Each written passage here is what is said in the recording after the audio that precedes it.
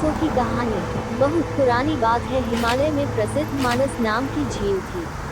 वहाँ पर कई पशु पक्षियों के साथ ही हंसों का एक झुंड भी रहता था। उनमें से दो हंस बहुत आकर्षक थे और दोनों ही देखने में एक जैसे थे, लेकिन उनमें से एक राजा था और दूसरा सेनापति। राजा का नाम था धृतराष्ट्र और सेनापति का नाम सुमुखा था। झील का नजारा बादलों के बीच में स्वर्ग जैसा प्रतीत होता था। उन समय झील और उसमें रहने वाले हंसों की प्रसिद्धि वहां आने जाने वाले पर्यटकों के साथ देश विदेश में फैल गई थी। वहां का गुणगान कई कवियों ने अपनी कविताओं में किया, जिससे प्रभावित होकर वाराणसी के राजा को वह नजारा देखने की इच्छा हुई।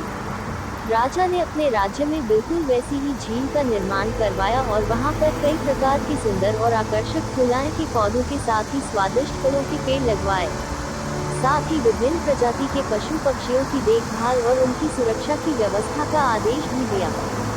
वाराणसी का ये सरोवर भी स्वर्ग जैसा सुंदर था, लेकिन राजा के मन में अभी उन दो हंसों को देखने की इच्छा थी, जो मानस सरोवर में रहते थे।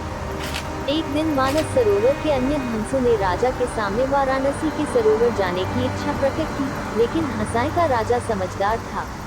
वो जानता था कि अगर वो वहां गए तो राज उन्हें पकड़ लेगा। उसने सभी हंसों को वाराणसी जाने से मना किया, लेकिन वो नहीं माने। तब राजा और सेनापति के साथ सभी हंस वाराणसी की ओर उड़ चले। जैसे ही हंसों का झुंड उस झील में पहुंचा, तो अन्य हंसों को छोड़कर प्रसिद्ध दो हंसों की शोभा देखते ही बनती थी। सोने की तरह चमकती उनकी चोंच, सोने की तरह ही नजर आते उनके पैर और बादलों से भी ज्यादा सफेद उनके पंख हर किसी को अपनी ओर आकर्षित कर रहे थे। हंसों के पहुंचने की खबर राजा को दी गई। उसने हंसों को पकड़ने की युक्ति सोची और एक रात जब सब सो गए, तो उन हंसों को पकड़ने के लिए जाल बिछाया गया। अगले दिन जब हंसों का राजा जागा और भ्रमण पर निकला, तो वह जाल में फंस गया।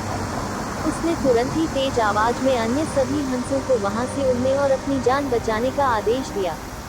अन्य सभी हंस उड़ गए, लेकिन उनका सेनापति सुमुखा अपने स्वामी को फंसा देखकर उसे बचाने के लिए वहीं रुक गया। इस बीच हंस को पकड़ने के लिए सैनिक वहां आ गया। उसने देखा कि हंसों का राजा जाल में फंसा हुआ है और दूसरा राजा को बचाने के लिए वहां खड़ा हुआ है। हंस की स्वामी भक्ति देखकर सैनिक बहुत प्रभावित हुआ और उसने हंसों के राजा को छोड़ दिया। हंसों का राजा समझदार होने के साथ साथ दूरदर्शी भी था। उसने सोचा कि अगर राजा को पता चलेगा कि सैनिक ने उसे छोड़ दिया है, तो राजा इसे जरूर प्राणदंड देगा। तब उसने सैनिक से कहा कि आप हमें अपने राजा के पास ले चलें। ये सुनकर सैनिक उन्हें अपने साथ राजदरबार में ले गया। दोनों हंस सैनिक के कंधे पर बैठे थे। हंसों को सैनिक के कंधे पर बैठा देखकर हर कोई सोच में पड़ गया। जब राजा ने इस बात का रहस्य पूछा, तो सैनिक ने सारी बात सच सच बता दी। सैनिक की बात सुनकर राजा के साथ ही सारा दरबार उनके साहस और सेनापति की स्वामी भक्ति पर हैरान रह गया और सभी के मन में उनके लिए प्रेम जाग उठा। राजा ने सैनिक को माफ कर दिया और दोनों हंसों को आदर के साथ कुछ और दिन ठहरने का निवेदन किया। हंस ने राजा का निवेदन स्वीकार किया और कुछ दिन वहां रुककर वापस मानस झील चले गए।